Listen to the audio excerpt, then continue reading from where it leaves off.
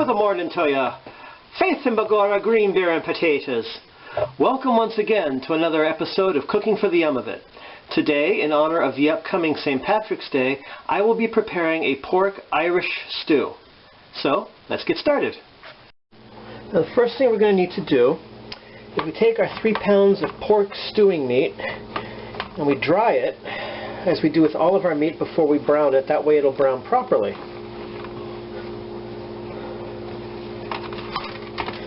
Now this recipe will have some basic similarities to the Navarin printanier I made in a previous episode, but enough differences so that you'll know it's not precisely the same, but instead a completely different recipe which celebrates my Irish heritage.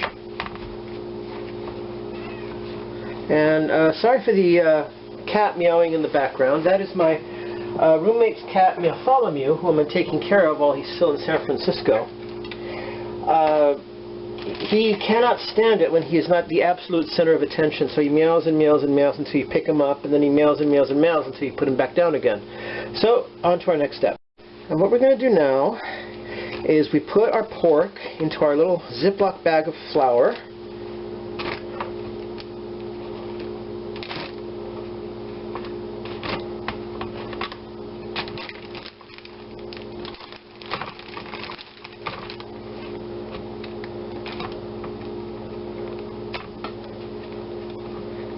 Okay, in they go. Now that that part's taken care of, we toss our pork stew meat in the bag of flour, salt, and pepper, and try to get all of it coated.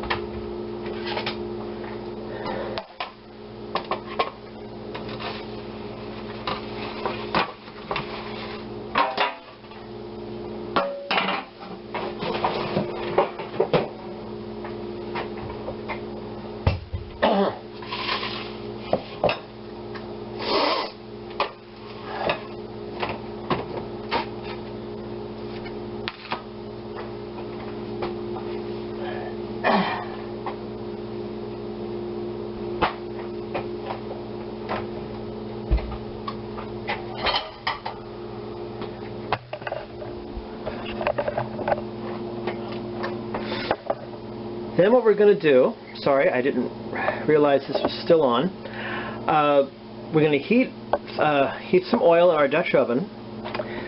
We're going to, working in batches, we're going to brown our meat about 10 to 15 seconds on each side. And then when we're done browning, we're going to move it into a separate bowl for later use. Now I can turn off the camera. Now, we bring up our... Okay. We set our burner on medium heat. We sprinkle a little water. This serves no other purpose than to let us know when the pan is, the Dutch oven has reached the proper heat. Once the drops of water have boiled away, we'll know that it's time to add our extra virgin olive oil. Okay, now reached the correct temperature, and we're going to add 3 tablespoons of EVOO. But make sure to keep this handy in case you need to add any more during the cooking process, because oil gets absorbed, oil evaporates away, and you may need more. You just don't know until it's until that part is done.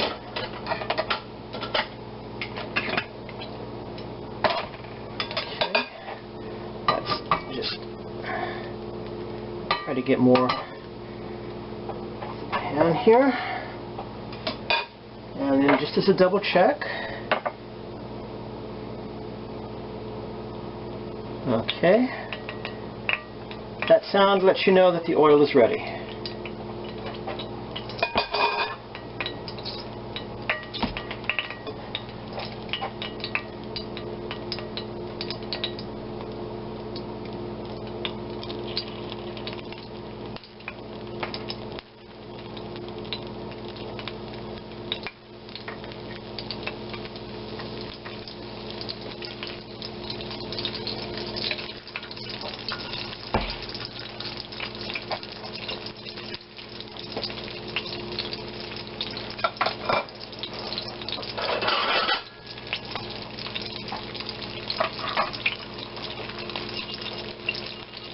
Okay, now you can do this about 10 or 15 seconds per side. The goal is just to brown it a little. You don't want to cook it all the way through, because then that'll make the meat too tough to be enjoyable. Now, as I said, I've got about 3 pounds of pork here. And I'm not going to make you watch me brown all of it. So now we're going to skip ahead to when we're done. Now, I did just have to add a little extra olive oil. I like to do it 1 tablespoon at a time if it needs replenishing. And as you can see, for some reason, when this was installed, the landlord installed my stove, he didn't make it level, so everything sort of slides down toward me. So you might find it helpful, like I do, to every now and then turn your pan around so the oil evens out. Now that the meat has been cooked, we're going to add our onion and 1/4 cup of beef broth in order to deglaze. We're going to scrape up our brown bits here.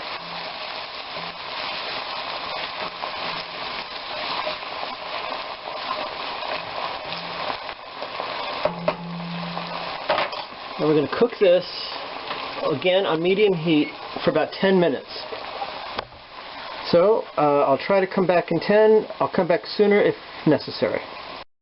At this point, you'll see we've got about 4 to 6 minutes left. There's more brown bits coming from the onion and beef broth. We have to turn down our heat just a little. We don't want to scorch everything, but we do want our onions to be slightly caramelized. Get a different scraper there.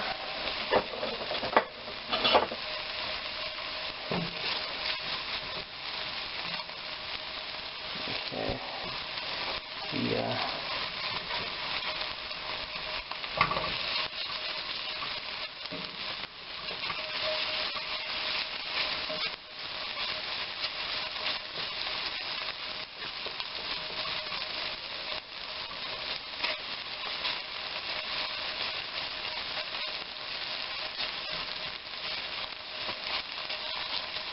Well, the aroma of the onions is just really, there's something about them just always kind of makes me hungry, actually.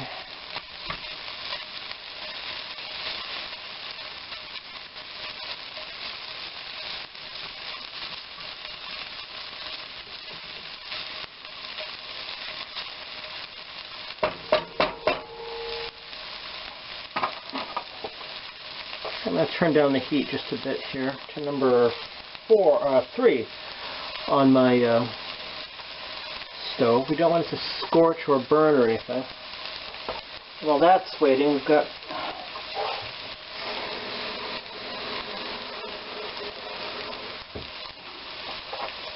a few other things ready while we're waiting, and we'll skip ahead 4 minutes.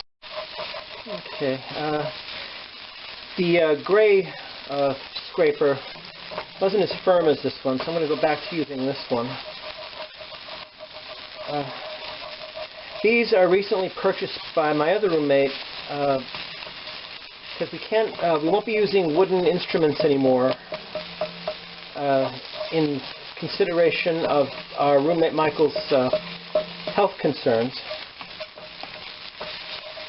So nothing that will absorb liquids or juices or anything. We even have separate cutting boards now for meats, fruits, vegetables, and other items.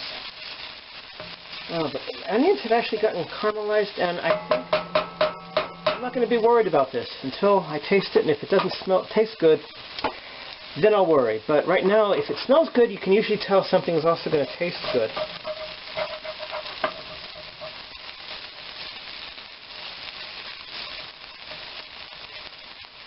Okay. You never realize how slowly 5 minutes goes until you're actually waiting specifically 5 minutes for something. And I'm going to turn on the fan now, just in case anything starts to smoke up and my fire smoke alarms go off. That noise is so annoying. now we're down to 2 minutes. We're going to keep, now we're down to 1 minute.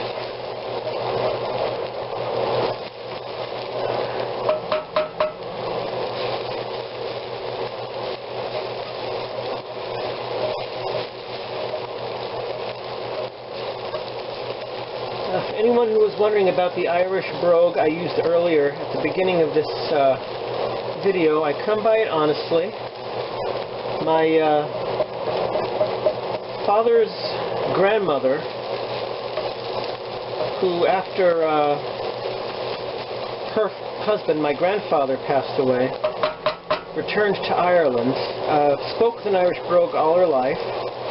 I never got the opportunity to meet her once, but my father told me exactly how she sounded, and even demonstrated it for me himself. So I wasn't trying to be insulting or doing anything with stereotypes. It's just how she sounded. Okay, now that part's done, we are going to add the rest of our beef.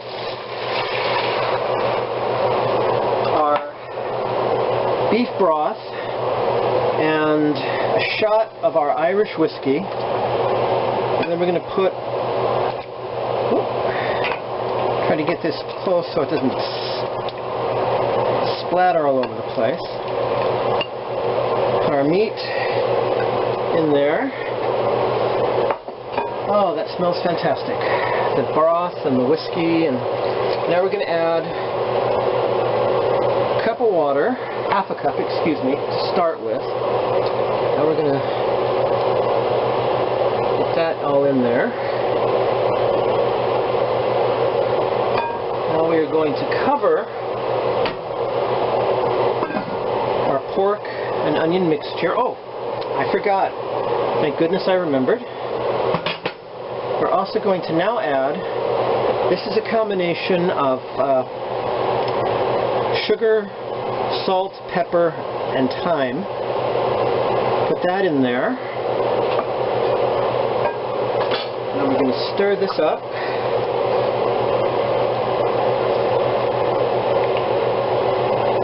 Now, if you need to add some more water, you can do it at this time. But I think we're going to be okay with what we've got here. So I'm going to leave that, no more water. Now, I cover the stew, and I turn this down to somewhere between, on my stove it's between 1 and, it's still hot, let's move that here, between 1 and 2, and we're going to simmer this for 1.5 hours. So I will see you in 1.5. I may come back sooner, and I will film it, of course, if I think it necessary. But I'll see you soon. Definitely within 1.5 hours, though. Now, I've been checking these every 15 minutes. I still have an hour left. I just turned down the heat again. It was still a little bit higher than I would like it to be. I want it to slow simmer. I don't want it to go full-on boil. So now it's closer to 1 than it is to 2. You need to keep checking these things. I've been doing it every 15 minutes, like I said. Okay. It's about half an hour to go. I wish you could smell this with me. It's a fragrance. The aroma is just enticing. It's...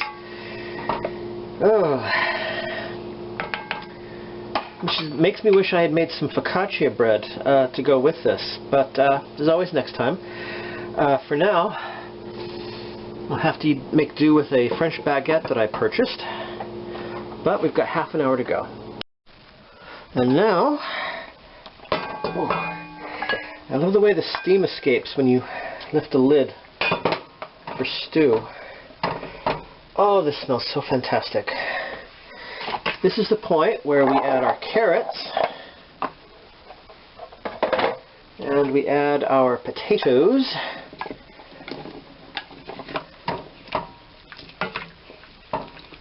okay,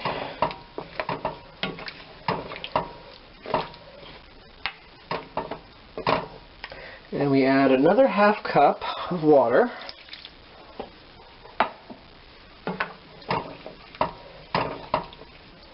We stir that up. Oh, doesn't that look fantastic? How many of you wish right now you could be here to eat the stew when it's ready? Oh yeah. Okay, and now we continue cooking, covered for another 30 minutes or until the vegetables are tender. So I will come back and check in 15 minutes to see if it's ready, and if not, we'll check again every 5 minutes after that until we reach the full 30. Okay, it's been 10 minutes. Give this a good stir. We've still got a couple of more ingredients that are going to go in there. But for now, we've reached the... Okay, I can tell right now this is not... No, this is not ready yet. You can tell already that the carrots and potatoes still have quite a way to go. So I am going to let this cook a little bit longer. And maybe turn up the heat just a tiniest of dashes for another 20 minutes.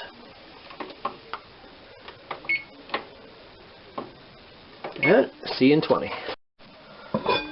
Okay. Let's give this a stir again. I love stirring things.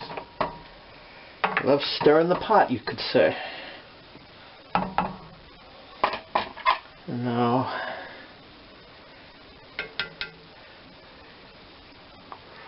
ooh, darn it. Sorry, let me just get this over. Should have done this earlier.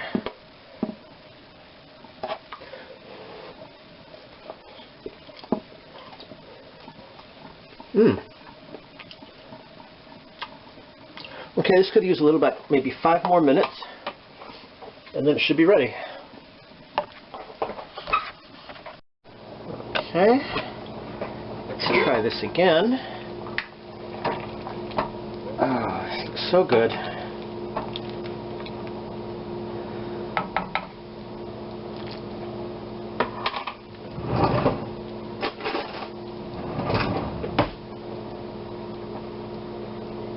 Okay, let's try to get a carrot this time.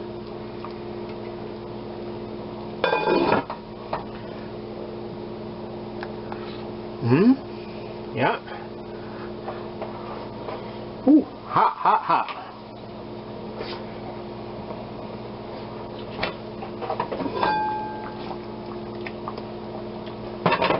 Okay. Now we add our peas and our parsley. We stir this up a little.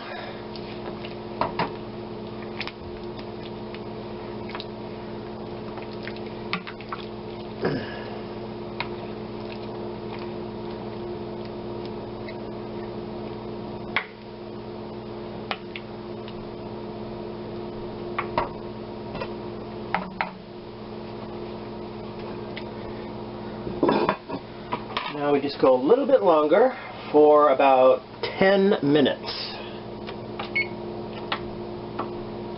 And we should be done. And now it has been 10 minutes. My temperature may need to be adjusted down slightly.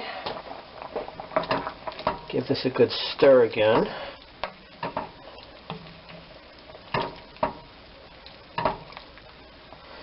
Now you may have noticed there was no garlic in this, and that might be one of the big differences between French and Irish cooking is one uses a lot more garlic. Okay. Okay. Now at this point is when we adjust our seasonings, and I think I'm not going to need to do any adjusting because that tasted really good. So now let me dish up and have my dinner. And of course, my favorite part. Let's have some lovely, lovely Irish stew. Oh!